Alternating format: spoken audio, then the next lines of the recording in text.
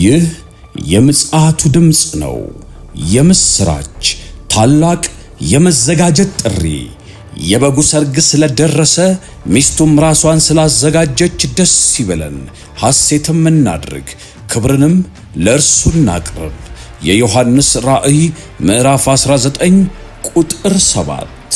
ያ ጊዜ በጣም ጥሩ እየተያደረግን ነው ያለ ነው። እንግዲህ ጥላና አካል በቅርብ ቀን በድጋሚ ወደ ህትመት ሊገባ ይችላል። እሱን ሰዎች አገዝተው በጥልቀት ይፈትሹታል ብለን እናስባለን። በጣም የሚገራርሙ ሀሳቦችን እያየሁኝ መጽሐፉ ላይ ለምሳሌ ጥላውንም አካሉንም የማይወክለው ታቦት የሚል ቃል አለና ጥላውንም ላይ አካሉም ላይ የለም። እንግዲህ ጥላና አካልን እኔ የጻፍኩት ለምንድን ነው? በመጀመሪያ የተቀበረ መክሊትን በ93 ዓመተ ምህረት ከጻፍኩ በኋላ ሌላው ኦርቶዶክስ ቤተክርስቲያን ውስጥ ሳይ ተሐድሶ የሚያስፈልገው ሊሻሻል የሚገባው ነገር ይሄ የብሉይና የሐዲስ ኪዳን ድብልቅ ነገሮች መኖራቸው ማለት ያው ብሉይ ኪዳን በዘመኑ አገልግሎ ስፍራውን ለሐዲስ ኪዳን ለቋል ወይም በሐዲስ ኪዳን ፍጻሜን አግኝቷል። ስለዚህ የብሉይ ኪዳን ነገሮች በሐዲስ ኪዳን ውስጥ በቀጥታ መጥተው አገልግሎት ላይ እንዲውሉ የእግዚአብሔር ቃል አያዝም። ቤተክርስቲያን በዛ መልክ አልተጠቀመችበትም፣ ግን ፍጻሜን አግኝቷል። ፍጻሜን ያገኘ ኪዳን ነው። ግን አሁን የኦርቶዶክስ ቤተክርስቲያን ምንድነው የምትለው? ብሉይ ኪዳንን ከእስራኤል ቀጥዬ የተቀበልኩኝ ነኝ ትላለች። እና በቃ ይሄ በጣም ቤተክርስቲያኒቱ የምትኮራበት አለኝ የምትለው ዋና ታሪኳ ነው። በቃ የቀደምኩኝ ነኝ፣ ጥንታዊ ነኝ። በብሉይ ኪዳንን ተቀብያለሁ፣ አዲስ ኪዳን በፊት ተቀብያለሁ የሚል እንግዲህ ከንግስተ ሳባ ታሪክ ጋርም ተያይዞ ብዙ የሚተረኩ ነገሮች አሉ። መጽሐፍ ቅዱስን ስናነብ ግን እግዚአብሔር ብሉይ ኪዳንን የሰጠው ለእስራኤል ሕዝብ ብቻ ነው። ብሉይ ኪዳንን የተቀበለ ሌላ ሕዝብ የለም። ምናልባት ወደ እግዚአብሔር ተጠግቶ ወደ እግዚአብሔር ሕዝብ ተጠግቶ በእግዚአብሔር ቤት ውስጥ በእግዚአብሔር ሕዝብ መካከል ስፍራ ሊያገኝ ይችላል። ይሁዲነትን መቀበል ማለት ነው። ይሄ እንደ ሀገር እንደ ሕዝብ አይደለም፣ እንደ ግል ነው። ያም ደግሞ በብሉይ ኪዳን ዘመን የሆነ ነው። ወደ አዲስ ኪዳን ስንመጣ ግን ቤተክርስቲያን ከቤተ መቅደስ በተለየ ሁኔታ ነው የተመሰረተችው። ስለዚህ ወደ አዲስ ኪዳን የሚመጣ የብሉይ ኪዳን ጓዝ የለም። ኦርቶዶክስ ቤተክርስቲያን ግን ብዙ የብሉይ ኪዳን ነገሮች አሉ። ያው እንደምታውቀው ብዙ ቁሳቁሶች አሉ፣ ብዙ ስርዓቶች አሉ። እነሱን ሁሉ ማን የሰጠን ብንል ከብሉይ ኪዳን ተቀብለን አይደለም፣ ለእኛ ማንም ስላልሰጠን ምናልባት ከእስራኤል ሕዝብ ጋር አብሮ በመኖር ቤተ እስራኤልም በሀገራችን በኢትዮጵያ ስላሉ ከነሱም ጋር አብሮ በመኖር የወረስናቸው ቤተክርስቲያኒቱ የወረሰቻቸው ሊሆኑ ይችላሉ። እሱ እንግዲህ ጥናት የሚጠይቅ ነው። ግን አለቃ መሰረት እንደሚሉት የቤተክርስቲያን ታሪክ ባስተዋጽኦ ምናልባት የመጀመሪያው ጳጳስ ፍሬምናጦስ መጀመሪያ አገልጋይ አድርጎ የሾማቸው ከቤተ እስራኤል ወገን የሆኑትን ነው እና እነሱም ኦሪታዊ ልማዳቸውን መተው ስላልቻሉ ክርስትና ውስጥ ያንን ነገር እንደጨመሩ ይታሰባል የሚል መላምት ወይም ግምት አስቀምጠዋል። እንግዲህ ጥናት የሚጠይቅ ነገር ነው ማለት ከየት አመጣ ነው ይሄን የብሉይ ኪዳንን ነገር በክርስትና ውስጥ የሚለው ማለት ነው። እንግዲህ አንዱ አሁን የተነሳው ነገር የታቦት ጉዳይ ነው። ታቦት ለእስራኤል ብቻ የተሰጠ በብሉይ ኪዳን እግዚአብሔር ሕዝቡን የሚያነጋግርበት የተቀደሰ ዕቃ ነው። ንዋየ ቅድሳት ነው። በቅድስተ ቅዱሳን ውስጥ የሚቀመጥ ነው። በምን መንገድ መሰራት እንዳለበት ልኬቱን ምኑን የሚሰራበትን ጥሬ ዕቃ እግዚአብሔር ነው ያደረገው እና እስራኤልን በዘመናቸው አንድ ታቦት ብቻ ነው የነበራቸው። አንድ ታቦትና በውስጡ 2 የድንጋይ ጽላቶች ያሉት ሕጉ የተጻፈባቸው እንጂ ብዙ ታቦታትን አላባዙም። በየአውራጃው በየከተማው አላደረጉም። አንድ መቅደስ ነው ያለው። ሕዝቡ ሁሉ ወደ ኢየሩሳሌም ነው የሚሰበሰበው። ወደ ኢትዮጵያ ኦርቶዶክስ ተዋሕዶ ቤተክርስቲያን ስንመጣ እንግዲህ ስለ ቤተክርስቲያኒቱ ታሪክ አስተምሮ የጻፉ አባቶች ወይም ደግሞ ከቤተክርስቲያኒቱ ኦፊሻሊ የሚወጡ ጽሁፎች ሲታዩ ብሉይ ኪዳንን የተቀበለች ሀገር እንደሆነች ቤተክርስቲያን እንደሆነች ከብሉይ ኪዳን ያገኘቻቸውን ጠቃሚ ነገሮች በወንጌል ወይም በሐዲስ ኪዳን እየተረጎመች እንደምትጠቀምባቸው ተጽፏል። አቡነ ጎርጎርዮስም ጽፈዋል። የኢትዮጵያ ኦርቶዶክስ ተዋሕዶ ቤተክርስቲያን እምነት፣ ስርዓት፣ አምልኮትና የውጭ ግንኙነት የሚለውን መጽሐፍ ላይ ተጽፏል። ሌሎቹም በዛ መንገድ ነው የሚያብራሩት። ነገር ግን ብሉይ ኪዳን በዚህ መንገድ ይተረጎማሉ ወይ ማለት የሚጠቅሙ ብለን የምንወስዳቸው ነገሮች አሉ ወይ? የሉም። እንደውም አንዳንድ ቦታ ላይ በተለይ ዕብራውያን 8ን ስናነብ በቃ ያቺ አሮጌ ሆናለች፣ የማትጠቅም ሆናለች፣ ተሽራለች እየተባለ ሁሉ የተገለጠባቸው የአዲስ ኪዳን ክፍሎች አሉ። መጽሐፉ እንደዚህ እያለ የሚጠቅሙ ብለን ደግሞ የምንወስድ ከሆነ ያው ወደ ብሉይ ኪዳን መመለሳችን ነው። እንግዲህ ቤተ ክርስቲያን ከብሉይ ኪዳን የብሉይ ኪዳን ፍጻሜ እንደመሆኗ መጠን ወይም ከብሉይ ኪዳኑ ሕዝብ እንደተነገረው ተስፋ እንደተነገረው ትንቢት ያንን አምና የመሲሁን መወለድ ተቀብላ እግዚአብሔርን እያመለከች የምትቀጥል እንደመሆኗ መጠን ከብሉይ ኪዳን እንደ ታቦት ምናምን ያሉትን ነገሮች ወስዳ ስትጠቀም አናይም። የለም። በሀገራችን ግን አለ። ለምሳሌ ታቦት ግን እሱን ከማየታችን በፊት የታቦቱ የሐዲስ ኪዳን ትርጉም ምንድን ነው? ምናልባት በግልጽ ታቦቱ ኢየሱስ ነው ተብሎ አልተጻፈ ይሆናል በሐዲስ ኪዳን ውስጥ። ነገር ግን የጥላው ነገሮች አካሉ ክርስቶስ ነው። ስለዚህ ሁሉም የሚያሳዩት ወደ ክርስቶስ ስለሆነ ያም ሊወክል የሚችለው ክርስቶስን እንደሆነ በዚህ መልክ ልንረዳ እንችላለን። ከዚህ የተነሳ እንግዲህ አንዳንድ የኦርቶዶክስ ቤተክርስቲያን መጽሐፍትም በውስጥና በውጭ በወርቅ የተለበጠ ታቦት ያለመለወጥ ሰው የሆነ የእግዚአብሔርን ቃል ይመስልልናል ይላል። ለምሳሌ ውዳሴ ማርያም እንደሱ ይላል። ታቦት በወርቅ ልቡጥም ኩሌ ዘገብሩ መዘይነ ይቅዚት መሰለን ዘእግዚአብሔር ቃለ። በቃ በውስጥና በውጭ የተለበጠ ታቦት ያለመለወጥ ሰው የሆነ የእግዚአብሔርን ቃል ይመስልልናል። ስለዚህ የሚያሳየው ወደ እግዚአብሔር ቃል ወደ ኢየሱስ ክርስቶስ ነው ማለት ነው። ምናልባት ማርያምንም ደግሞ ታቦት የሚል ሌላ ጽሑፍ ልናገኝ እንችላለን። እነ ቄርሎስ በሃይማኖተ አበው ውስጥ ሰው ስለሆነ ታቦት ተባለ ይላሉ። ሌሎች የተጠራባቸውን ነገሮች ዘርዝረው ሰው ስለሆነ ታቦት ተባለ ይላል። ስለዚህ ታቦት ፍጻሜን የሚያገኘው በክርስቶስ ነው ማለት ነው። አሁን እኛ እግዚአብሔርን ለማነጋገር ወደ ታቦት አንሄድም፣ ወደ ሰውም አንሄድም። በቃ እግዚአብሔር በልጁ ተናግሮናል። ስለዚህ ወደ ልጁ ወደ ክርስቶስ ነው የምንመጣው። እግዚአብሔር እንዲናገረን በልጁ ተናገረን። አስቀድሞ በብዙ መንገድ በብዙ ጎዳና እግዚአብሔር ለአባቶቻችን ተናገረን በቀደመው ዘመን ማለት ነው። በቀደመው ዘመን። አሁን ግን በማን ተናገረን? በልጁ ተናገረን። ታቦት እንግዲህ አንዱ የመናገሪያ መንገዱ ነው። በዚያ ላይ ሆኜ አነጋግርሃለሁ አይደል ያለው ሙሴ። አሁን ደግሞ እግዚአብሔር በማን ተናገረን? በክርስቶስ በኩል የተናገረን። ስለዚህ ፍጻሜን አግኝቷል ማለት ነው። ፍጻሜው ክርስቶስ ሆኖ ሳለ አሁን በኦርቶዶክስ ቤተክርስቲያን ታቦት የሚባል በሌላው ዓለም የሌለ አገልግሎቱም ስያሜውም ከሌሎቹ ጋራ ላይገናኝ ይችላል። ግን ፍጹም ከብሉይ ኪዳኑም ታቦት ጋር የማይመሳሰል ነዋየ ቅድሳት አለ እና እሱን እንግዲህ ከብሉይ ኪዳን እንዳመጣችሁ ነው የኢትዮጵያ ኦርቶዶክስ ተዋሕዶ ቤተክርስቲያን የምትናገረው። ከዛ ሲያዝ የመጣ ልምምድ ነው ትላለች። ታቦት ከሌለ እኮ ቤተክርስቲያን የለም አይሰራም። አዎ ታቦት በቃ የቤተክርስቲያን መኖር ማረጋገጫ ነው። እንደውም ቀደም ባለው ጊዜ አንዳንድ ሰዎች ታቦቱ ማን ነው የሚሉት። ይሄ ታቦቱ ማን ነው? ምናልባት አሁን እኛ ይሄ ቤተክርስቲያን ነው የምንለው። ይሄ ቤተክርስቲያን ምን ቤተክርስቲያን ነው ወይም የማን ቤተክርስቲያን ነው ብለን ነው የምንጠይቀው። የቀደሙት ሰዎች ግን ታቦቱ ማን ነው የሚሉት። በታቦቱ የሚጠራው እና ከመቼ ጀምሮ መጣ መቼ ተጀመረ ብለን ብንል ታሪኩ ሌላ ሊሆን ይችላል። ቤተክርስቲያኒቱ ግን ከብሉይ ኪዳኑ ጋር ስለምታያይዘው በቃ በቀጥታ መረዳት ያለብን ከዛ አንጻር ነው ማለት ነው። እንደዚያ ከሆነ ታቦትን ለኢትዮጵያ ማን ነው የሰጠው የሚለው የመጀመሪያው ጥያቄ ነው። ምክንያቱም የብሉይ ኪዳኑ ታቦት በእግዚአብሔር ትእዛዝ የተሰራ ነው። በእግዚአብሔር ጣቶች ነው የተጻፈው። እግዚአብሔርን የጻፈባቸው ከዛ በቀር ሌላ ጽላት የሉም። 2 ጽላት ናቸው። ስለዚህ ከስሙ በቀር ነው አሁን ኦርቶዶክስ ቤተክርስቲያን ውስጥ ያለውን ታቦት ከብሉይ ኪዳኑ ታቦት ጋር እናነጻጽር ብንል የምናገኘው አንድ ማነጻጸሪያ ስሙ ብቻ ነው እንጂ ከዛ ውጪ ምኑም አይመሳሰልም። ምናልባት በአገልግሎቱም አንድ አይደለም።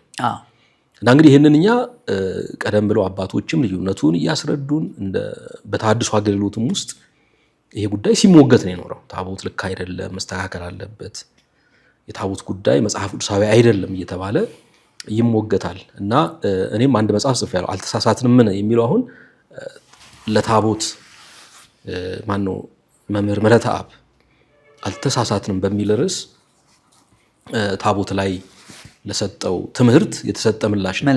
ለሱ ምላሽ ብቻ ሳይሆን ግን የታቦትን ጉዳይ ከቅዱሳት መጽሐፍት ከታሪክም በማጣቀስ የብሉይ ኪዳኑ ታቦትና የኢትዮጵያው ታቦታት ወይም የኢትዮጵያ የሆኑት ታቦታት ልዩነት እንዳላቸው ለማሳየት ተሞክሯል። ስለዚህ እነዚህ ጥላውንም አካሉንም የማይወክሉ ናቸው የተባለው በዚህ ምክንያት ነው እና ብዙ ማስረጃዎችም አሉት። ማስረጃዎቹ እንግዲህ እዛው መጽሐፉ ላይ ተጠቅሰዋል።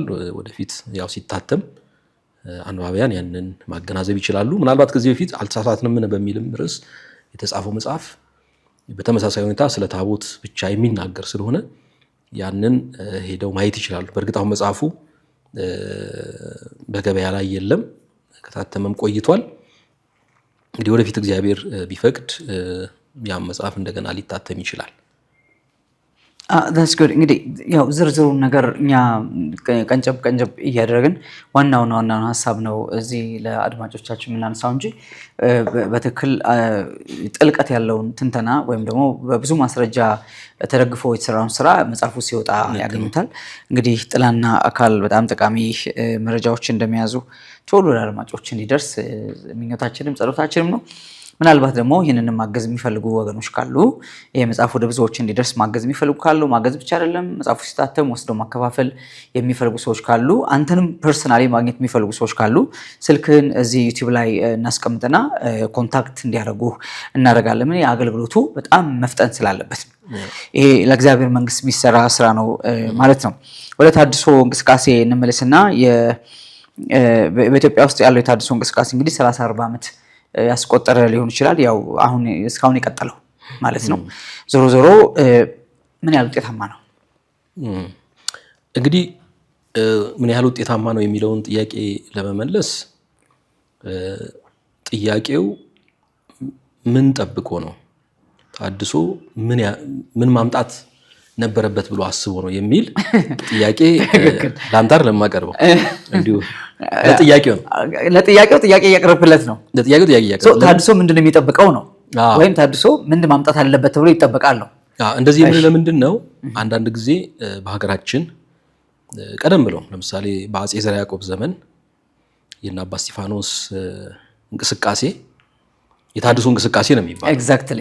አንዳንዶች ግን ውሸት ነው እያሉ ነው። በተለይ ፕሮፌሰር ጌታቸው ኃይሌ ደቂቀ እስጢፋኖስ በሕግ አምላክ የሚለውን መጽሐፍ ካሳተሙ በኋላ የብዙዎች አመለካከት ተለውጧል።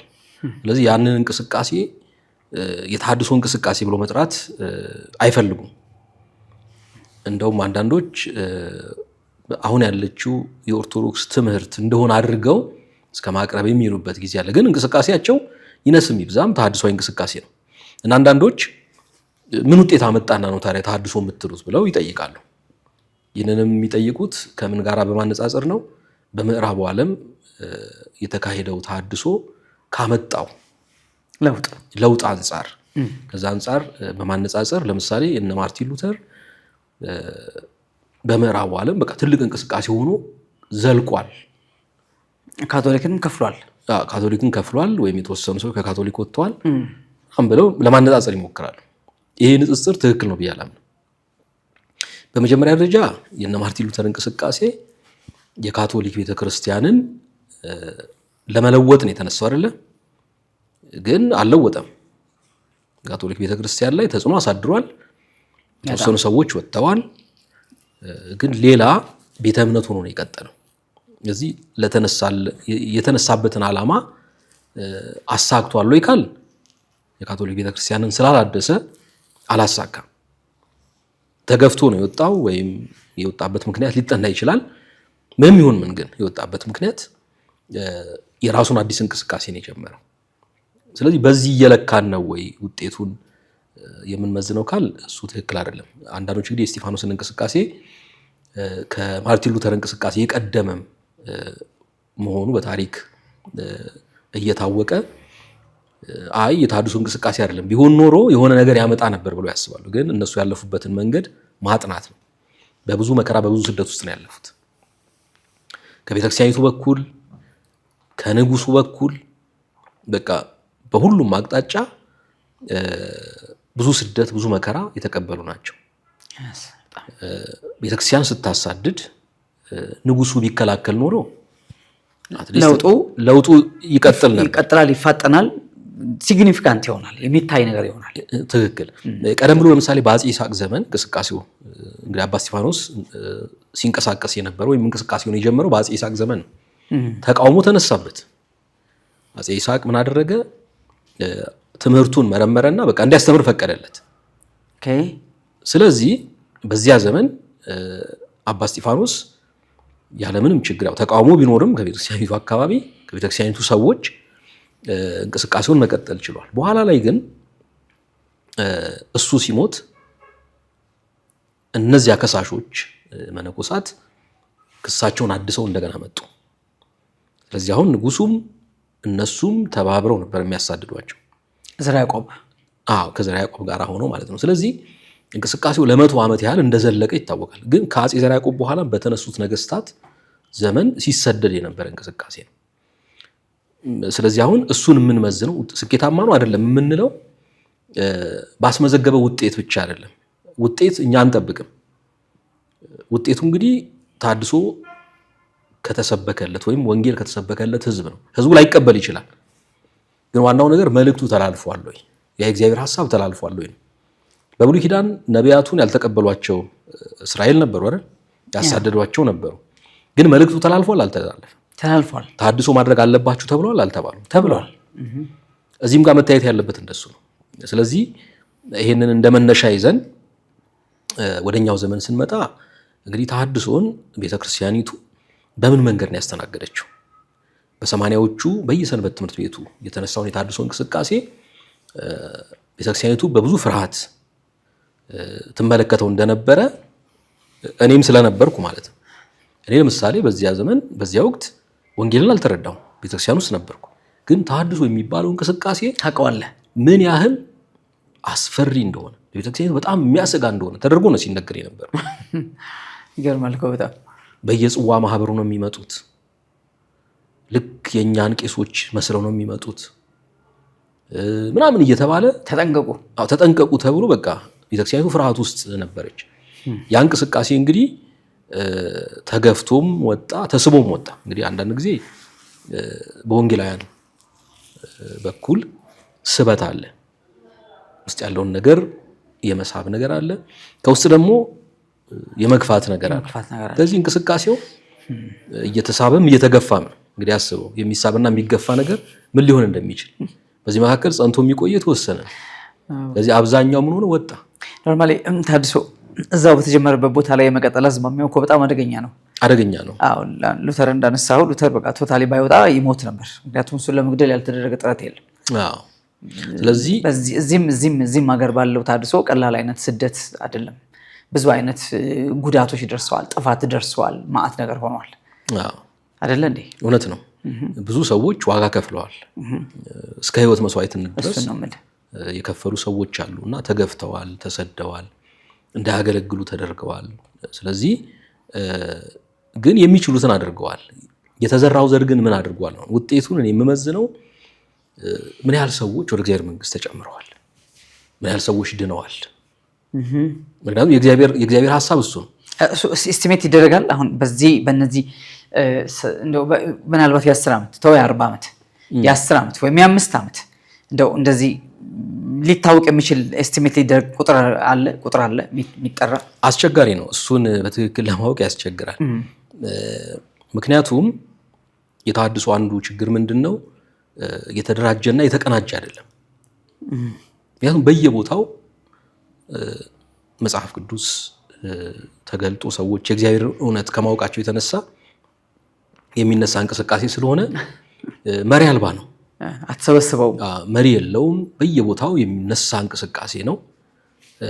አሁን አንዳንዶች እንደሚያስቡት ወንጌላውያን ወደ ኦርቶዶክስ አስርገው ያስገቧቸውም አይደሉም። እንደዛ ተደርጎ ይታሰባል። አሁን ይሄ እንግዲህ እኔ እንደ ፕሮፓጋንዳ ነው የማየው። በተሐድሶ እንቅስቃሴ ላይ እንጀራቸውን የመሰረቱ አሉ። በተሐድሶ እንቅስቃሴ መኖር የሚኖሩ አሉ። ግለሰቦች፣ ማህበራት አሉ። እንደው ከማህበረ ቅዱሳን ጀምሮ ለምን በይፋ ስለ ተሐድሶ እንቅስቃሴ በግልጽ ስለሚቃወም ልክ ነው። ተሐድሶን በማጋለጥ ተሐድሶን በማሳደድ ስራ ላይ የተጠመደ ማህበር ስለሆነ ማለት ነው። ላቋርጥና በዚህ ውንጀላ ነው የወጣ ነው። እኛ እውነት ለመናገር እንግዲህ ባገኘሁት አጋጣሚ እናገራለሁኝ። በሌለንበት ነው የምልህ። ለምሳሌ አሁን ትዝታ ይቀሰቀስኩብኝ አግዝ። እኔ አሁን ተሐድሶ አልነበርኩም እውነት ለመናገር ገባ። የትኛው ቤት ተሐድሶ ህብረት ውስጥ አልነበርኩም። እንዳለ ሰማለሁ። ተሐድሶ የሚባል እንቅስቃሴ እንዳለ ሰማለሁ። እውነቴን ነው፣ እግዚአብሔር ያውቃል። እኔ ተሐድሶ የሚባል እንቅስቃሴ ውስጥ አልነበርኩም። ግን ኮምፕሊትሊ የተፈረጅኩት እኔ ተሐድሶ ተብዬ የተፈረጅኩት ዳትስ ዋይ የወጣሁት በቃ ማገልገል ማልችልበት ደረጃ ሲደርስ ወጣሁ እንጂ እኔ ተሐድሶ አልነበርኩም። እዚህ ያለ ሙቭመንት ውስጥ አልገባሁም ነው የምልህ እኔ። ግን ነገሩ ወደ ህይወታችን መጣ። ፋይናሊ አስታውሳለሁ ወላይታ ላይ የነበረው ነገር በጣም ከባድ ነው። ህይወታችን አደጋ ላይ የሚጥል ነበር። ዳውሮ የሚባል ሀገር አገልግለን ስንመጣ ወላይታ ላይ የተሰናዳ ሰይፍ ነው የጠበቀና ልንሞት ነበር። እግዚአብሔር ነው ያውጣን። በእውነት ነው የማወራ። በጣም ከባድ አደጋ ነው የገጠመንና በሌለውበት ነው የምልህ። አሁን በሌለውበት ምንም አይቭ ነው አይዲያ። ግን ቅድም ያልከው ኃይል አለ፣ አካል ከጀርባ የሚገፋልና። በነገራችን ላይ ተሐድሶ የሚለውን ስም እኮ እነሱ ናቸው ያወጡት። አሁን ሁላችንም ይሄን ስም ተሰብስበን እኛ ተሐድሶ ነን። ግን ህብረት አላችሁ፣ ራዕይ አላችሁ፣ ዓላማ አላችሁ፣ ትንቀሳቀሳላችሁ። ተሐድሶ በሚል ግን አይደለም። ኦኬ፣ ሌላ ስም ነበሩ። ለእንቅስቃሴው እኮ ስያሜ የተሰጠው ቅድም ለመጥቀስ ሞክሬያለሁ። እንቅስቃሴው ቤተክርስቲያኒቱ ተሐድሶ ያስፈልጋታል የሚል አይነት ነው ስለተገኘ ነው ተሐድሶ የሚል ስያሜ የተሰጠው እንጂ እኛ ተሐድሶ ነን ብለው ከዛም በኋላ ብለን አይደለም። ግን እዛው ቤተክርስቲያን ውስጥ ክርስቲያኖች ልጆች ሆነው ተሐድሶ ሆኗል፣ እገሌ ተሐድሶ ሆኗል እየተባለ ያው በማህበረ ቅዱሳን የስለላ መረብ የሚጠመዱ ሰዎች እንዲወጡ ይደረጋል። ሰላዮች ይላካሉ። በዛን ጊዜ ወክማን ቴፕ ነበር በኪሳቸው ምን ሸጉጠው በነጠላ ውስጥ ይዘው ልክ ወንጌል የተረዱ መስለው በመቅረብ ሰዎችን ለማጥመድ ይሞክራሉ። እና በዛ ሂደት ውስጥ ተሐድሶ ሆኗል፣ ገሌ ተሐድሶ ነው የሚለው ስያሜ መጣ። እና አንድ ስያሜ ሲወጣ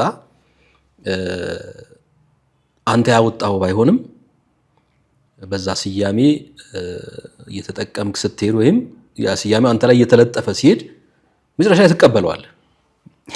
እንደሱ ነው የሚሆነው። ምክንያቱም እኔ ሳስብ ለምሳሌ ክርስቲያን የሚለውን ስያሜ ሲናስብ ኢየሱስ አሁን ደቀ መዛሙርቱን ሲልካቸው ክርስቲያን አድርጓቸው ብሎ አይደለም የላከው፣ ደቀ መዛሙርት አድርጓቸው ነው። ለደቀ መዛሙርት ግን በአንጾኪያ ክርስቲያን የሚል ስም ተሰጣቸው። ስለዚህ ስሙን ሌሎች ናቸው ያወጡት እንጂ ጌታ አይደለም። ልክ ነው። ከዚህ የተነሳ አሁን ክርስቲያን መባል በዚያ ዘመን የሚያሸማቅቅም ስም ሊሆን ይችላል። እንደውም ክርስቲያን ስለመሆኑ መከራ የሚቀበል ቢኖር ስለዚህ ስም አይፈር ይላል ጴጥሮስ። ስለዚህ ስም አይፈር፣ ምክንያቱም በዚያ ዘመን ስለዚህ ስም መከራ መቀበል የሚያሳፍር አይነት ነበር እና ክርስቲያን የሚለው ስም ያሸማቅቅ ነበር ማለት ነው። በሂደት ግን ምን ሆነ? ክርስቲያን መባል ተጀመረ ማለት ነው። ሁሉም አሁን ዛሬ ክርስቲያን ነኝ ነው የምንለው። ትምህርቱ ራሱ የክርስትና ትምህርት፣ ሃይማኖቱ ራሱ ክርስትና እየተባለ ይጠራል። እና ስያሜዎች በዚህ መልክ ነው እንትን የሚሉት። አሁን በሀገራችን ሌሎችም የተፈረጁበት ስም አለ። ለምሳሌ ጴንጤ የሚለው ስም፣ ጴንጤ የሚለውን ስም እንግዲህ በዛ ዘመን የነበሩ ሰዎች ሲናገሩ እንደሰማሁት በደርግ ዘመን ነው ስያሜ የወጣው እና ጴንጤ የተባሉ እንግዲህ በዛ ዘመን ጴንጤ መባል ምን አይነት ስሜት ይፈጥር እንደነበር አላውቅም። የነበሩት ሰዎች ናቸው የሚመሰክሩ። ግን እየቆየ ሰዎቹ ተቀበሉት። እኔ ጴንጤ ነኝ ይላሉ። ሌላውም ጴንጤ ነው እሱ ይላል።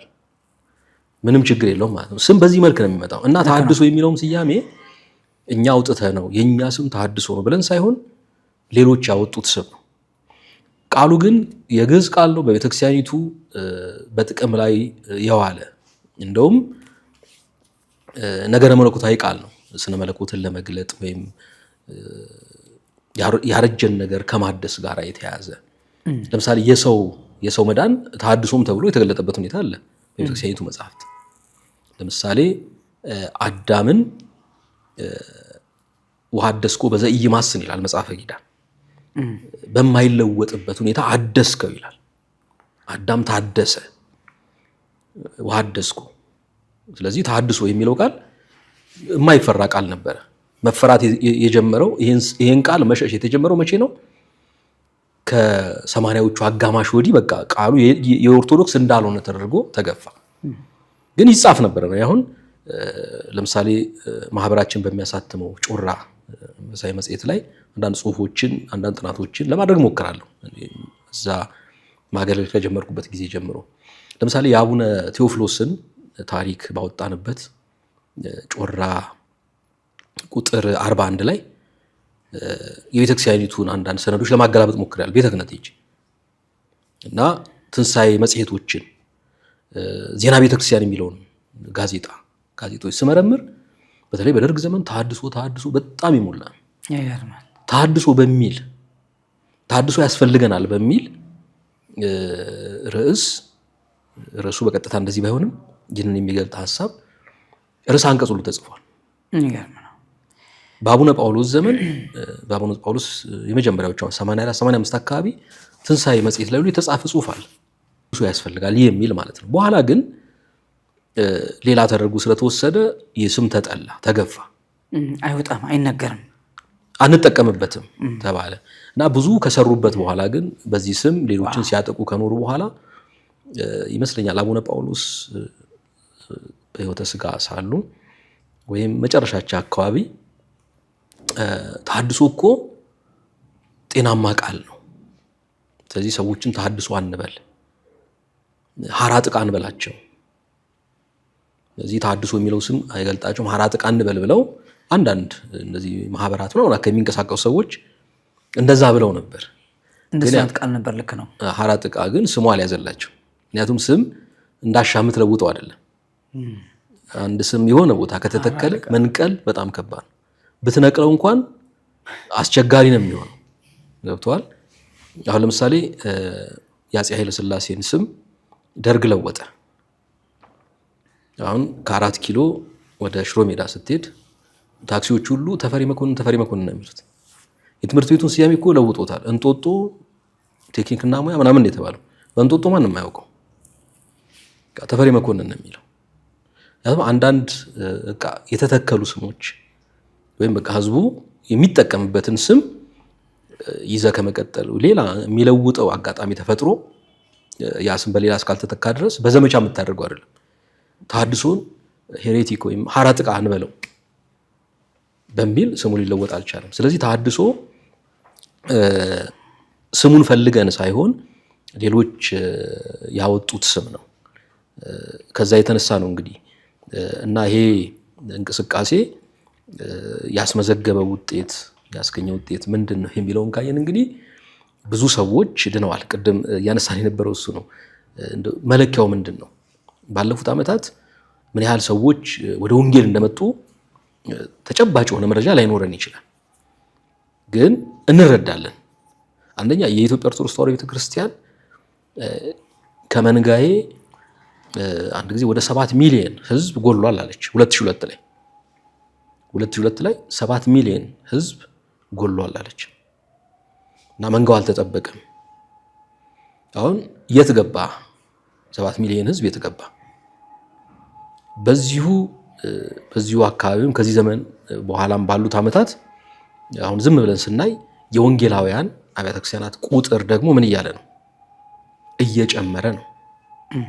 ቁጥራቸው እየጨመረ ነው። ከየት ነው የሚመጣው? እንግዲህ ወይ ከኦርቶዶክስ አሊያም ከእስልምና ነው። ግን አብላጫውን ቁጥር የሚይዘው ከኦርቶዶክስ የሚሄደው ህዝብ ነው። እንግዲህ ወንጌላውያን ቀደም ባለው ዘመን ቁጥራቸው በጣም ተመናምኖ እዚህ ግቡ የማይባሉ እንደነበሩ አንዳንድ ሰዎች ሲናገሩ ሰምቻለሁ። ሌሎች ተብለው የሚቆጠሩ በቃ ጥቂት ቦታ ያልነበራቸው ግን በጊዜ ሂደት ቁጥራቸው እየጨመረ መጥቶ ብዙ ህዝብ አለ። ይሄ ህዝብ ከየት መጣ ነው? በአንድም በሌላም መንገድ ተገፍቶም ተስቦም የወጣው ኦርቶዶክስ ቤተክርስቲያን። ስለዚህ እንቅስቃሴው የተሐድሶ እንቅስቃሴ ብዙ ለውጥ አምጥቷል፣ ብዙ ተጽዕኖ ፈጥሯል ማለት ነው። እንግዲህ የተሐድሶ እንቅስቃሴ ብቻ ሳይሆን ወንጌላውያንም በፊናቸው እነሱም ወንጌልን ለሌሎች ለማድረስ ይንቀሳቀሳሉ፣ ወንጌልን ይመሰክራሉ፣ ወንጌልን ይሰብካሉ በስራ ቦታ፣ በመንገድ ላይ። ስለዚህ ዕለት ዕለት በሚሰሩት ስራ ብዙ ሰዎች ወደ እነሱ እየተጨመሩ ነው የሚሄዱት። የኦርቶዶክስ ቤተክርስቲያንስ ምን እያደረገች ነው? ከበፊት ጀምሮ እኔ እንደምገነዘበው የመከላከል ስራ ነው የምትሰራው። መከላከል ነው።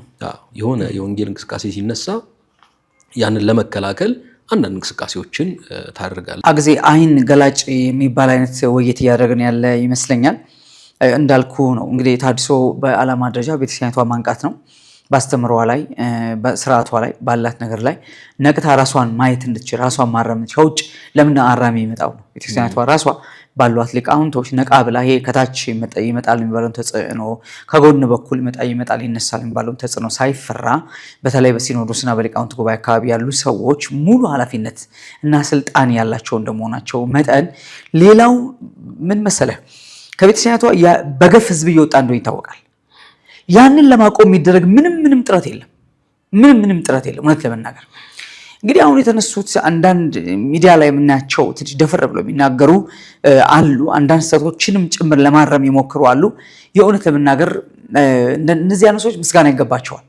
ለምንድን ነው ቤተክርስቲያኒቷ ውስጥ እኔ እኮ ይቆጨኛል። የሚገርም ነገር እውነቴን ነው የማወራ። ለምንድን ነው ቤተክርስቲያኒቷ ራሷን ማታረመው? በቃ አንድ ትውልድ ኃላፊነት ሪስክ ይውሰድና ራሱን ያሻግር። ገባ? በሚቀጥለው ጀነሬሽን ይስተካከላል። ገባ? አንድ ጊዜ የሚተረማመስ ነገር ካለ ይተረማመስ። ከውጭ ሌላ አራሚ ሳይመጣ ባይነኝ እኔ ያሏት ሰዎች ይበቋታል ባይነኝ እኔ። ገባ? ዝም ብለው መከላከል ሁሉን ተከላከል እንዴት ትችላለህ? ሁሉም ነገር እንዴት አድርገህ ትከላከላለህ? እና ወደ ማጥቃት የምትሸጋገርበት ጊዜ መቼስ እውነት ለመናገር ይናፍቀኛል። ዞሮ ተሐድሶ በቤተክርስቲያኒቷ ላይ አመጣ የሚባለው ተጽዕኖ ምንድን ነው? ስፔሲፊካሊ እንቁጠር ብንል ምንድን ነው ያመጣው ተጽዕኖ ምንድን ነው? እንግዲህ አንደኛው ተጽዕኖ አዋልድ መጽሐፍት ላይ ገድላት ድርሳናት ላይ ችግሮች መኖራቸውን የተሐድሶ አገልግሎት ወይም በዚህ እንቅስቃሴ ውስጥ ያሉ ሰዎች በመጽሐፍም በአፍም ሲናገሩ ነው የኖሩት። የተጻፉ ነበሩ። እነዚያ ምን አምጥተዋል? ቤተክርስቲያኒቱ ጽሁፎቻችን ጥራት ይጎላቸዋል እንድትልና አንዳንድ እርምጃዎችንም እንድትወስድ አድርጓል። እንግዲህ ተስፋ እናደርጋለን፣ ግን ይሆናል አይሆንም የሚለው እኔ አይመስለኝም። ብዙ ጊዜ የተሳሳቱ ነገሮች አሉ ተብሎ ሲነገር የሆነ አንድ ሰሞን ወከባ ይፈጠራል፣ ከዛ ዝም ይላል። ፓትርያርኩ ያንን ከተናገሩ በኋላ ማለት ጽሁፎቻችን ጥራት ይጎላቸዋል ካሉ በኋላ የሊቃውንቱ ጉባኤ ጽሁፎችን እየመረመረ ነው፣ የማስተካከያ ስራ እየሰራ ነው የሚል ነገር ተነግሯል። እሱን እንግዲህ እያየን ነው። ግን ከዚያ በፊት ይፋዊ ባልሆነ መንገድ አንዳንድ ጽሁፎች ላይ የማስተካከል ስራዎች እየተሰሩ ነው።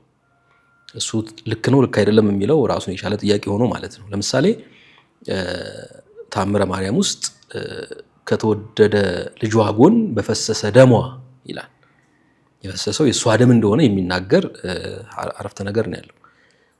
በፈሰሰ ደሙ ብለው አርመውታል። እንግዲህ አሁን ታይፕ አይደለም አይደለም ሆነ ተብሎ ለእሉ ክሌቱ ፍጡራን የሚለውስ ለእሉ ክሌቱ ፍጡራን ይሄ ስብሐተ ፈጣሪ እሱ አልታረመም። እሱን አሁን በትርጉም ነው ለማስተካከል የሚሞክሩት። በትርጉም ለማስተካከል ይሞክራል። እሱ መስተብቁ ዘመስቀል የሚባል ድርሰት ነው።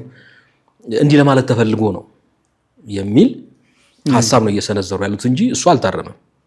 ኦፊሻሊ አልታረመም። ስለዚህ በሳምንት 3 ቀን ቢያንስ ይባላል። ረቡዕ፣ ዓርብና ቅዳሜ መስቀልን የተመለከተ ስለሆነ እንግዲህ ወዲህ እንደኔ ያላችሁ ኃጥአን ወንድሞቼ ሆይ 16ቱን ሕግጋት ለመፈጸም የእግዚአብሔር ባሮች መሆንን አንሻ ይላል። በትንሹ ተአምረ ማርያም ላይ ተአምር 12 ቁጥር 52 ላይ ነበር። አሁን እንግዲህ የተለያዩ ሽግሽጎች ሊኖሩ ስለሚችሉ ብቻ ስለ ኪዳነ ምሕረት ለካቲት ኪዳነ ምሕረት ላይ የሚነበበው ተአምር ውስጥ ነው የሚለው እና እንግዲህ ወዲህ 16ቱን ሕግጋት ለመጠበቅ የእግዚአብሔር ባሮች መሆንን አንሻ፣ እርሷን በመስቀል ላይ እነሆ እናታችሁ እመቤታችሁ ብሎ ሰጥቶናልና የእመቤታችን የማርያም ባሮች ለመሆን እንሽቀዳደም ይላል። የሚገርም ነገር ነው በጣም። ስለዚህ አንሻ ነው የሚለው፣ ሕጉን በመጠበቅ አንሻ፣ የእሷ ባሮች ለመሆን ግዕዙም ይንስስ ነው የሚለው፣ በቃ አንፈልግ አንሻ ነው የሚለው ማለት። አሁን አማርኛው ታይፒንግ ኤረር ቢሆን ኖሮ ግዕዙም እንደዛ አይልም ነበር። በትክክል ነው ግዕዙም በትክክል ነው ያሰፈረው፣ አማርኛውም የእሱኑ ትርጉም ነው። እሱን ምን አሉት? እንሻ ብለው ተረጎሙት፣ እንሻ ብለው ለወጡት። እንሻ ማለት እንግዲህ ሙሉን ሐሳብ ይለውጠዋል ወይ? አይለውጠው። 16ቱን ሕግጋት ለመጠበቅ እንሻ አሉት። አንሻ የሚለውን እንሻ። እንደዚህ አይነት የቃላት ማስተካከያ ነው እየሰጡ ያሉት። ነገር ግን ብዙ መታረም ያለባቸው ነገሮች አሉ። ቆይ እነዚህና ሌሎች አሁን እንዲታረሙ የሚፈለጉ የተለያዩ የስርዓት መጽሐፍቶች፣ አወለድ መጽሐፍቶች፣ እነዚህ ላይ ያሉት መጽሐፍቶች እናንተ ኢንጀክት የምታደርጉት ነገር አለ እንዲታረሙ? ይታወቃሉ፣ መሰረቱ ያውቋቸዋል፣ እዚያ ያሉት ሰዎች ያውቋቸዋል። ዞሮ ዞሮ በእናንተ በኩል ግፊት አለ ወይ? እነዚህ እንዲታረሙ በታድሶ በኩል ግፊት አለ ወይ? ወደ ቤተክርስቲያኒቷ ለምሳሌ እንደዚህ ቢስተካከሉ፣ ይሄ ቢታረም፣ ይሄ ቢታይ የሚል ነገር አለ? አዎ፣ በጽሁፎቻችን እኮ ያንን ነው የምናሳየው። ሁልጊዜ ችግሮቿን የማሳየት ወደ ትክክለኛው መንገድ እንድትመጣ ድምፃችንን የማሰማት ነገር ነው ያለው። እንግዲህ በተለይ በጽሁፎቻችን ያንን ነው እያሳየን ያለ ነው። ልክ አይደለም፣ ይህ ነገር መታረም አለበት በሚል በዚህ እንቅስቃሴ ውስጥ ያሉ ወንድሞች በጻፏቸው መጽሐፍት ውስጥ ሁሉ ግባት ነው። አዎ፣ እነዚህ ነገሮች ተመልክተዋል፣ ተጠቁመዋል ማለት ነው። ስለዚህ አንዱ ገፊ ምክንያት ይህ ነው ብዬ አስባለሁ። ይህም እንግዲህ የተሐድሶ አገልግሎት ተጽዕኖ ነው ማለት እንችላለን። ሌሎችም አንዳንድ ጊዜ የሚናገሯቸው ነገሮች በጣም ይሰሙና በዚያ መነሻነት የሆነ ማስተካከያ ለማድረግ ይሞከራል። ይህ እንግዲህ ልክ አሁን አቡነ ገብርኤል ላይ እንደተደረገው አይነት ነው እንጂ ቤተክርስቲያኒቱ አስባበት አታደርግም። ምክንያቱም አንተ ቅድም እንዳልከው ሃይማኖት በጣም ሴንሲቲቭ ነገር ስለሆነ ከሰው ሕይወት ጋር በጣም የተገናኘ ስለሆነ ቤተክርስቲያኒቱ ተነስታ ሲላስተካክለው ልትል አትችልም። ትላለች ብለንም መጠበቅ የለብንም። ምክንያቱም መንፈሳዊ ነገር በዚህ መንገድ የሚስተካከል አይደለም። እንግዲህ እንደ ክርስቲያን ነገሩን ካየነው በብሉይ ኪዳንም በሐዲስ ኪዳንም ቤተክርስቲያን ችግር ውስጥ ስትገባ፣ የእስራኤል ሕዝብ ችግር ውስጥ ሲገባ የእስራኤል ሕዝብ ተሰብስቦ ተሳስተናል አይልም እኮ። ልክ ነው ብሎ ነው እሱ የሚኖረው። በፈለገው መንገድ በቃ በታየው መንገድ ይሄዳል። ተሳስተሃል የሚለው ግን እግዚአብሔር ነው። ስለዚህ እግዚአብሔር መልእክተኛን ይልካል። አሁንም የኢትዮጵያ ኦርቶዶክስ ተዋሕዶ ቤተክርስቲያን ተሐድሶ ያስፈልገኛል እና ልታደስ ልትል አትችልም። ጥያቄውን ግን ከራሷ ልጆች ሊነሳ ይችላል። ከሚያዋትም ይልክ አይደለም ብለው በርቀትም ባን በሌላ መንገድ ከኦርቶዶክስ ቤተክርስቲያን የወጡ ሰዎች ናቸው ጥያቄውን እያቀረቡ ያሉት። እኛ ደግሞ ስናገለግል የነበርን ሰዎች ነን። መጽሐፍቷን ለማንበብ ትምህርቷን ለመማር የሞከርን ሰዎች ነን። ከዛ ተነስተን ስተቷን ለማሳየት እንሞክራለንና እነዚህ ነገሮች እንግዲህ ተጽዕኖ አሳድረዋል። ወደዚህ አቅጣጫ እንድትመጣ የሚያደርጓት እነዚህ ናቸው ማለት ይቻላል እንጂ እናንተ አይደላችሁም በራሴ ነው ልትል አትችልም። ምክንያቱም ይህን ያህል ዘመን የት ነበረች ታዲያ? አንዳንድ ጽሁፎች እንደውም ታርመዋል ተብሎ እየተነገረ ግን ሳይታረሙ ኖረው መጨረሻ ላይ ነገሮች በጣም እየፈጠጡ ሲወጡ እንዲታረሙ የተደረገበት ሁኔታ አለ እና እነሱን ሁሉ እንግዲህ እየጠቀስን ማሳየት እንችላለን። ዞሮ ዞሮ የተሐድሶ አገልግሎት ወይም በዚህ እንቅስቃሴ ውስጥ ያሉ ሰዎች በአንድም በሌላም መንገድ ቤተክርስቲያኒቱ ወደ ትክክለኛው ነገር እንድትመጣ ወይም ራሷን እንድትመረምር የራሳቸውን ተጽዕኖ አሳድረዋል። ግን የሚፈለገውን ያህል ለውጥ ይመጣል ብለን አንጠብቅም። ለምን? በቃ የኖረ ነገር ነው። የኖረውን ነገር ለትክክለኛ አድርጎ ማቅረብ እንጂ ተሳስቷል ብሎ ለማረም መነሳት ዋጋ ያስከፍላል። ደጋግመን የጠቀስነው የአቡነ ገብርኤል ጉዳይ ለዚህ ጥሩ ማሳያ ነው። አሁን የእሳቸው ሀሳብ እኮ ተቀባይነት ሊያገኝ የሚገባው ሀሳብ ነበር። እጅግ በጣም በጳጳስ ሲነገር ምን ያህል ንቅናቄ እንደፈጠረ አይተናል። ግራ ከማጋባት ከማዋከብ ሰው እንደገና እሳቸውን ንስሐ እንዲገቡ እንዲጸጸቱ ይቅርታ እንዲጠይቁ ከማድረግ ይልቅ እንደ ትልቅ አባት ቤተክርስቲያኒቷ አምና ኃላፊነት በሀገረ ስብከት ደረጃ እንደሰጠቻቸው መሪ አስተዳዳሪ ነገሮችን በድፍረት እንደዚህ መሪ ስታገኝ ፊት አውራሪ ሰብሮ የሚወጣ ስታገኝ ለማፈን እና ነገሩን ባለበት ለማስቀጠል ከመረባረብ ይልቅ ይህንን ድል አጋጣሚ ተጠቅመን ንቅናቄ አድርገው ቤተክርስቲያኗ ውስጥ ያሉ መጻሕፍቶችን በደንብ አድርጎ ይሄ ቤተክርስቲያኗን ያድናታል። አለዚያ ሲወጣ ነው የሚኖረው። አሁንም ሲወጣ ነው የሚኖረው። እኛ እያልን ያለ ነው ቤተክርስቲያኒቷ የራሷን ሕዝብ እንዴት ነው ሴቭ ማድረግ የምትችለው? አሁን ምናልባት እንዲህ ስንል እንግዲህ አንዳንዶች እናንተም ብሎ ተቆርቋሪ አይነት ምናምን ሊሉ ይችሉ ይሆናል። ግን እዛ ተወልዶ እንዳደገ ሰው መጽሐፍ ቅዱስ ከፍቶ እንዳነበበ ሰው አየው ቁጭት አያድርብህም እንዴ? ለምንድን ነው ይሄ ሁሉ የሚሆነው ትላለህ? ይሄ ሁሉ ጥፋት የሚሆነው ትላለህ? ምክንያቱም እንግዲህ በእኛ እድሜ እንኳን የምናውቃቸው ብዙ በጣም የሚያስገርሙ ሲናገሩ ማጠግባቸው ሰዎች እንደነበሩ እናውቃለን። ቁጭ በል እኔ አስታውሳለሁ አሳሳ የሚባል ሀገር አርሲ ውስጥ አርሲ አሳሳ ለአገልግሎት ሄደን ንቡረድ ኃይለልዑል ጋርና አባበራ ትክክል እሳቸው ነበሩ። አብረን ነበርን ነው የምልህ። እዛኛ እያለን አሰላ ሀገረ ስብከት መጡና አሳሳ ጉባኤ አለ ተብለው ተልከው መጡና እኔ ቁጭ በይ በቃ ማልቀስ የጀመርኩት እነሱን ሰማ። በእውነት ነው የምነግርህ። እንደዛ አባቶች ነበሩ። ተናግረው አይጠግቡም። ይገርም ነገር የሚደንቅ በቃ በህይወት የማረሳው ትዝታ ነው አሳሳ ላይ ያለኝ እኔና እነዛ አባቶች ጋር እንደዚህ አይነት በጣም የሚገራርሙ ሰዎች ቤተክርስቲያኒቷ ውስጥ ነበሩ። ሌላም ሰዎች ነበሩ። እንግዲህ ከብፁዕ አቡነ መራ እንግዲህ ይታወቃል የለውጥ ሰው ናቸው። ሌሎችም በጣም የሚቆጠር ቢባል ማዕት ሰዎች ቤተክርስቲያኒቷ ውስጥ እንዳሉ ይታወቃልና በጣም ብዙ ሰዎች ቤተክርስቲያኒቷ ውስጥ ተነስተዋልና ሁሉም ያው ደክመው ነው የሚወድቁት፣ ታግለው ነው የሚወድቁት። ለምን ጩኸታቸውን ተቀብሎ ፍሬያማ እንዲሆን እና ቤተክርስቲያኒቷን ወደ ለውጥ ለማንቀሳቀስ ህዝቧ እንዳይፈልስ ለመጠበቅ ከመጣር ይልቅ እነሱም ጭንቅላታቸውን ብለው ወይ በህይወት ያልፋሉ ወይ አገር ለቀው ይወጣሉ ወይ ደግሞ ቤታቸውን ዘግተው ይሞታሉ። በዚህ መንገድ ነው ሲታፈን ይኖረውና ቤተክርስቲያኒቷ ውስጥ ነገሩን ከመሸፋፈን ይልቅ ፍንድትድት አድርጎ አውጥቶ ገባ ሊቃውንቱ ሰብስበው መክረው ዘክረው የሚታረመውን አርመው አስተካክለው ያለውን ቀጥ አድርጎ ይዘው ለመሄድ ኃላፊነት የሚወስድ አካል ጠፋ ብዬ ነው የማስበው። እኔ ብዙ መሪዎች እያሉ ነው የምልህ እና ሊሆን አይችልም። እኔ አሁን እሱን መጠበቅ ነው ትክክል ያልሆነው እንጂ ምክንያቱም መንፈሳዊ ነገር ነው። መንፈሳዊ ነገር በዚህ መልክ ተቀባይነት ያገኛሉ ብንል በጣም አስቸጋሪ ነው። አሁን አይደለም በኦርቶዶክስ ቤተክርስቲያን ወንጌላውያን አካባቢ የምናያቸው አንዳንድ ችግሮች አሉ አይደል? እውነት ነው። ብዙ ችግሮች አሉ። እነሱን ወንጌላውያን እንኳን ማስተካከል ይችላሉ ወይ? አስቸጋሪ ነው። ቀደም እንዳልኩት ነው ማለት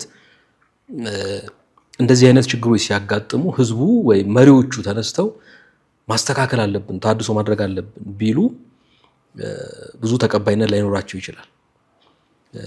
ነገር ግን እግዚአብሔር ራሱ ነው ሰዎችን የሚያስነሳው ሰዎችን የሚልከው። አንዳንድ ደግሞ የሚሳካላቸው ሰዎችም ሊኖሩ ይችላሉ። በተለይም አይናቸው ከተከፈተ የእግዚአብሔር እውነት ከተረዱ ወደ ትክክለኛው መንገድ ለመምጣት እንደው የስጋ ድካም ምን ካላቸው በቀር ብዙዎች ያንን ሊቀበሉ ይችላሉ።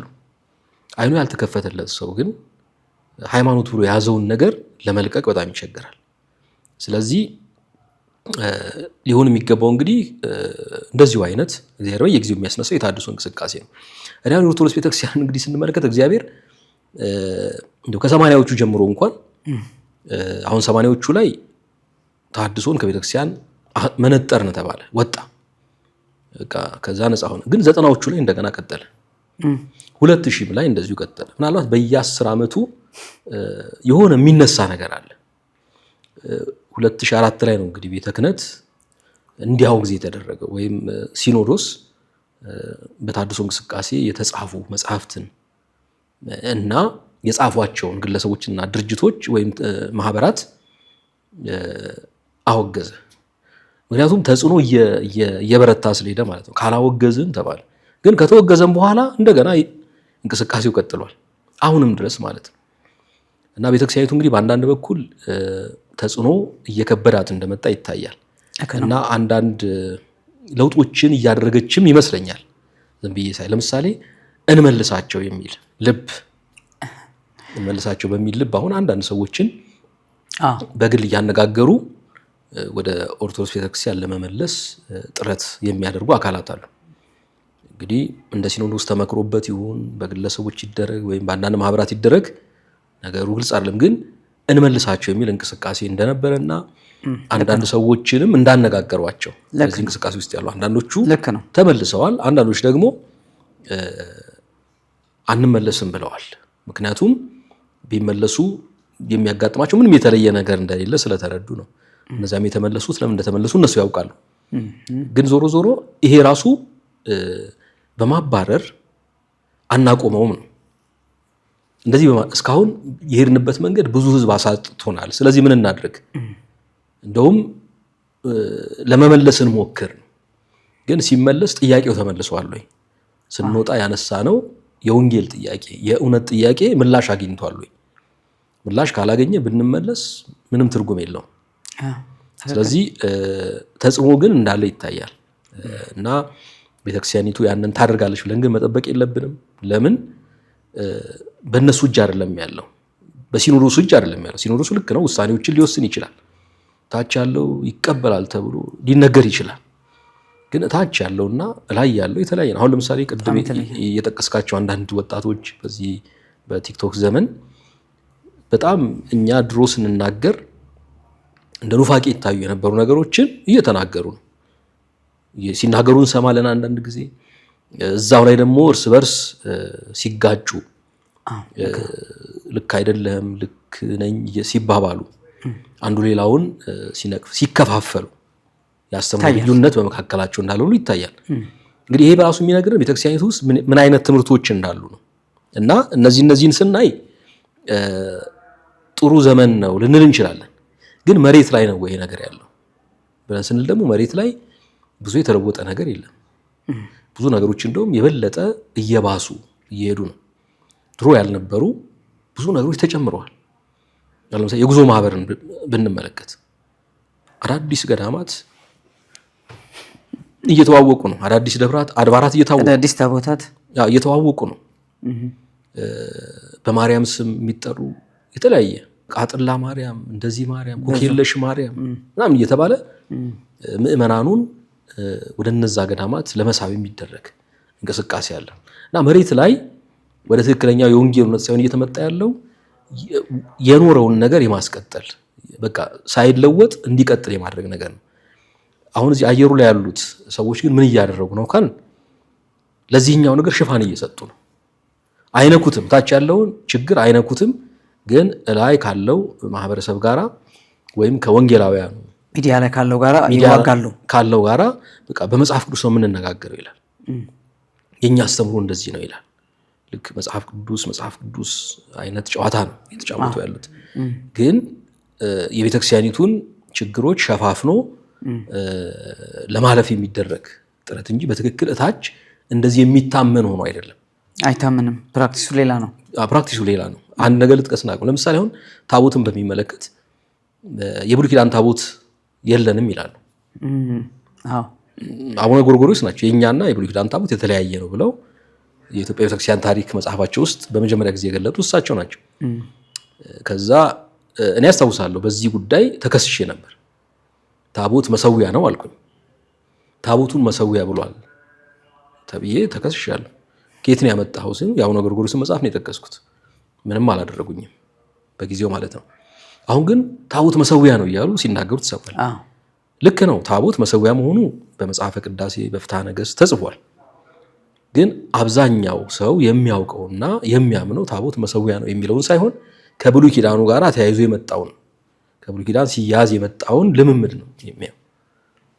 ስለዚህ ድሮ የማይደፈሩ ነገሮች እየተደፈሩ መምጣታቸውን እናያለን። ሁሉም ባይቀበላቸውና ይሄ የራሱ ትልቅ ለውጥ ነው። ይሄን ሐሳብ እየገዙ የሚሄዱ ቀጣይ ትውልድ ሲመጣ ብዙ ነገሮችን ወደ ማሻሻል መሄዱ አይቀርም። ግን የዚያ ነው ያህል ደግሞ መሬት ላይ ያለውን ነገር የሚነካው የለም። የመሬቱንም የሚከተለው ብዙ ህዝብ ነው። ስለዚህ እንግዲህ በሂደት ሰዎች የወንጌሉን ቃል እየሰሙ ወደ መዳን እንደሚመጡ ተስፋ እናደርጋለን። እንግዲህ የታድሶ አገልግሎትም ግቡ ሌላ አይደለም፣ ሰዎች እንዲድኑ ነው።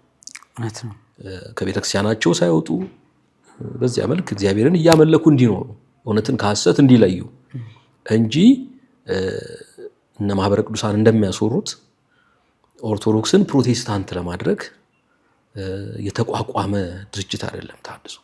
ምንድነው እውነት ለመናገር በጣም በዚህ በተሐድሶ እንቅስቃሴ ውስጥ በጣም ብዙ ዋጋ እየከፈሉ ለሚያገለግሉ ምናልባት ያው በዛው በቤተክርስቲያን ውስጥም ሆነው አገልግሎት የሚፈጽሙ በውጭም ሆነው አገልግሎቱን የሚያስተባብሩም ወይም ደግሞ ተገልጠው የሚያገለግሉ ወንድሞች እህቶች እጅግ ብዙ ናቸው። በጣም ትልቅ ክብር ይገባቸዋል። እውነት ለመናገር ለምን ለእውነት ዋጋ እየከፈሉ ስላሉ ማለት ነው። ምናልባት እንግዲህ ይህን ለውጥ ምናልባት ዛሬ እንዲህ ጉልህ ሆኖ ፍጥጥ ብሎ አናየው ይሆናል። ግን ቅድም አንተ እንዳነሳቸው በጣም ብዙ አይነት ለውጦች ቤተክርስቲያኒቷ ውስጥ ይታያሉ። እነዛን ለውጦች ሚዲያ ላይ ስትመጣ መወር ታያቸዋል። ያው ከመድረኩ ርቀናል። መድረክ ላይም እንደሚባል ብዙ አንሰማም። ግን እዛም አካባቢ እኔ አንድ ሰው እንደዚህ ብሎኛል። ዛሬ እናንተ መድረክ ላይ እየሰበካችሁ ያላችሁትን ወንጌል እዛው ቤተክርስቲያን እያለ ነው የምልህ ሰብከን ነው የተባረር ነው ብሎኛል። እናንተ በነፃነት እየሰበካችሁ ነው ብሎኛል። ተገርሞ ነው የምልህ እና እንደሱ ነው። ለውጡ ይቀላል አይደለም። ሰው ወንጌል መስማት እየናፈቀ ነው። ወንጌል ሊነገረው የመፈለግ ነገር አለ። ሁለት ሚዲያው አቫይሌብል ነው። በቴሌቪዥን ብትለው ሶፋው ላይ ቁጭ ብሎ ይሰማልሃል። በዩቲዩብ ብትለው በቲክቶክ ሙሉ እንዳለ በወንጌል የተጠለቀለቀ ነው እና ሰው ጆሮ ወንጌል እየለመደ ነው። ጎዳናም ላይ ያለው አገልግሎት ቀላል አይደለም እና ዞሮ ዞሮ የተሐድሶ አገልግሎት በጣም ትልቅ ዋጋ የሚጠይቅ ትልቅ ኮሚትመንት የሚጠይቅ ምክንያቱም አንድን እንደ ትልቅ ተራራ የተደላደልና ቀጥ ብሎ የቆመን 1000 ዓመት የቆመን ነገር ግን በተሳሳተ መሰረት ላይ ቆመን ነገር እሱን ነገር ለማስተካከል መጣር በጣም ከባድ ኃላፊነት ነው ብዬ አስባለሁ። ትልቅ ሪስክ የህይወት ዘመን ብቻ ሳይሆን ትውልድን የሚጠይቅ ጭምር ነው ብዬ አስባለሁ። በተለይ እንደ ኢትዮጵያ ይሄ ለለውጥ በጣም የሚፈራ አዲስ ልቀት ሁሌ እንደ ጦር የሚያይ ምንድነው ከየት ነው እስቲ ምን ማስረጃ ምን መረጃ አለ ብሎ ለማየት እንኳን ትዕግስት የሌለው የተራ በልማድ መኖሩ የሚያስደስተን ነፃነት ይመስላል መሰለኝ። እኔ አላውቅም። ሃይማኖት ብቻ ሰው ነፃ ነው የሚያደርገው። ነፃ የሚያደርገው ከእውቀት ጭምር ነው ነፃ የሚያደርገው እና ያ ነገር በከፍተኛ ደረጃ ያዘው ለብዙ ምን ያዘውን ሲስተም መጋፋት ነው በተሐድሶ እንቅስቃሴ ውስጥ ማለፍ ማለትና በገጠር ቢሆን በከተማ በዚህ እንቅስቃሴ ውስጥ እያለፉ ያሉ እጅግ በጣም ብዙ ወንድሞችና እህቶች አሉ። የህይወታቸውን ቁርጠኝነት እግዚአብሔር ያያል። ለምንድነው በማያምኑበት ሁኔታ ውስጥ እያለፉ በማይመች ሁኔታ ውስጥ እያለፉ ሰዎች እግዚአብሔርን ሐሳብ እንዲያገኙ ወደ እውነት እንዲደርሱ የሚታገሉት ዋጋ የሚከፍሉት? እኔ አልችልም። እውነቴን ለመናገር እኔ ሰውጣ ወጣው አግዛዬ እኔ ሰውጣ ወጣው ያን የሚያደርጉ ሰዎች ግን አሁን ዝም ብዬ ሳየው በጣም አንድ ጄኤምኤም ቴሌቪዥን ላይ አንድ ክርክር ተደርጎ ነበር እና በጣም ብዙ ሰዎች ግራ ተጋቡ በዛ ክርክርና አሉ እዛ ቤተክርስቲያን ለምን ምናምን አለ አወያዩ ነው የምልህ ለምንድን እዛ ተቀምጠው ለምን አይወጡ ምናምን ብሎ ግጭት ፈጠረ። ዛኛ ማራሱ ክፍፍል ፈጠረ ማለት ነው። ገባ በዓላማ የተቀመጡት ስራ ለመስራት መልእክት ይዘው የተቀመጡት የሚል ነገር ተሰጥቶት ራሱ በኋላ ትልቅ ችግር ነው የተፈጠረው ነው የምልህ እና በጣም ኖብል አገልግሎት ነው ብዬ ነው የማስበው። we have to respect ግድ ልናከብረው ይገባል። ለምን እንዴት ባለ ተጋድሎ ውስጥ እያለፉ እንዳሉ የሚያውቁት እነሱ ናቸው። እንዴት ባለ መከራ ውስጥ እያለፉ እንዳሉ የሚያውቁት እነሱ ናቸው። አግዜ የመቼስ እጅግ በጣም ነው የማመሰግነው። ሰፊ ሰዓትን ሰጥተህ የሚጠቅም አሁን ልብ በል ቤተክርስቲያኗ እንድትነቃ ነው የተጨነቀን የጣርን ያለ ነው። ማየት ያለባትን ፓርት እንድታይ ጭምር ነው። አየው የት ጋ ነው ህዝቧን ማዳን የምትችለው? በግልጽ ነው እያወራን ያለ ነው እንጂ ሸፍጥ አይደለም። ይሄ ተንኮል አይደለም። እግዚአብሔር ያውቃል። በቅናትም በቅንነትም ያወራነው ነገር ነውና እጅግ አድርጌ ላመሰግን እወዳለሁ። በመላው ሆናችሁ ድንቅ ፍጻሜን የምትከታተሉ ቤተሰቦቻችን ከወንድሜ ከአገዛቸው ተፈራ ጋራ የነበረኝ ቆይታ ይሄንን ነው የሚመስለው። ጥላና አካል እጅግ በጣም ወሳኝና ቁልፍ የሆኑ የብሉይ ኪዳንና አዲስ ኪዳን ንጽጽር የያዘ መጽሐፍ ቅዱስን ማጥኛ መጽሐፍ ነው።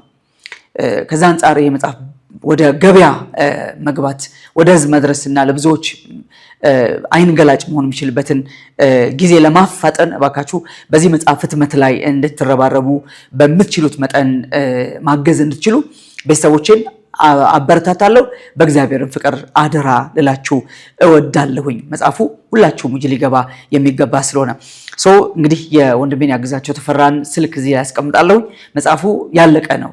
ከበፊቱ ከ1995 ከታተሙ በኋላ ድጋሚ ብዙ ነገሮች ተሻሽለው ተጨማምሮ እንደገና ለሁለተኛ እትም ነው ማተሚያ ቤት ቢገባውና እዛ ጋር ያለውን ፋይናንሻል ኮንስትሬንት ማስተካከል እንዲቻል በምትችሉት መጠን እንድትቆሙ በጌታ ፍቅር እየጋበዝኳችሁ ወንድሜ ስልክ እዚህ ዩቲዩብ ላይ ስለማስቀምጥ ከዛ ላይ ወስዳችሁ ኮንታክት ማድረግ ትችላላችሁ። መጽሐፉን ውጭ አገር ወስዳችሁ ለማከፋፈል እንዲሁም ደግሞ መጽሐፉ ህትመት ላይ የምትችሉትን ለመዝራት እድሉ እናንተ ነው። ወንጌልን ማገዝ ማለት ይሄ ነው። እነሱ የከፈሉትን ዋጋ እነሱ ያውቃሉ። የህይወት መስዋዕትነት እየተከፈለም ያለውና በዚህ ማገዝ ከባድ ነገር ነው ብዬ አላስብም። እግዚአብሔር ስለምታደርጉት መልካምነት እግዚአብሔር ያግዛችሁ ይባርካችሁ ነው የምለው። አግዝዬ ጊዜህን ሰውተህ ሰፊ ሰዓት ወስደን እጅግ በጣም ጠቃሚ ነገር ለህዝባችን ለምድሪቱም ለትውልዱም የሚጠቅም ነገር እንድናስተላልፍ ፈቃድ ስለሆነና ታግሰም ደስ ብሎ ይሄ ነገር ስላደረግ በቅዱሳን ሁሉ ስም ላመሰግን እወዳለሁ። እግዚአብሔር ያክብርልኝ። አሜን። እኔም ስለጠራኸኝና ስለጋበዝከኝ በዚህ መድረክ ጥላና አካል የተባለውን መጽሐፍ በተለይ ከማስተዋወቅም አንጻር ለማሳተም ደግሞ እንቅስቃሴ እያደረግን ስለሆነ ያንን ሸክም ከማጋራትም አንጻር ያው እድሉን ስላገኘው ከልብ አመሰግናለሁ። እንግዲህ መጽሐፉ ለማህበረ በኩር የወንጌል አገልግሎት የሚውል ነው። ስለዚህ ወደ ማህበሩ አካውንት ነው ያው የሚደረገው እገዛም ገቢ የሚሆነው። ይህንን መግለጽ ወዳለሁ። እግዚአብሔር ያክብርልኝ። እግዚአብሔር ይባርክ። አሜን። የተወዳችሁ ቤተሰቦቼ ወንድሜ ጋር የነበረኝ ጊዜ ይመስላል። ድንቅ ፍጻሜን ሰብስክራይብ፣ ላይክ፣ ሼር ማድረግ እንዳትረሱ። ጸጋና ሰላም ከሁላችሁ ጋር ይሁን። ተባረኩ። አገልግሎቱን ለመደገፍ ለምትሹ በኢትዮጵያ ንግድ ባንክ መሳያ ፎር ኦል ኢንተርናሽናል ሚኒስትሪ የባንክ አካውንት ቁጥር 1046 31 29 65 8 ኢየሱስ እንደተናገረው በቶሎ ይመጣል። መሳያ ፎር ኦል ኢንተርናሽናል ሚኒስትሪ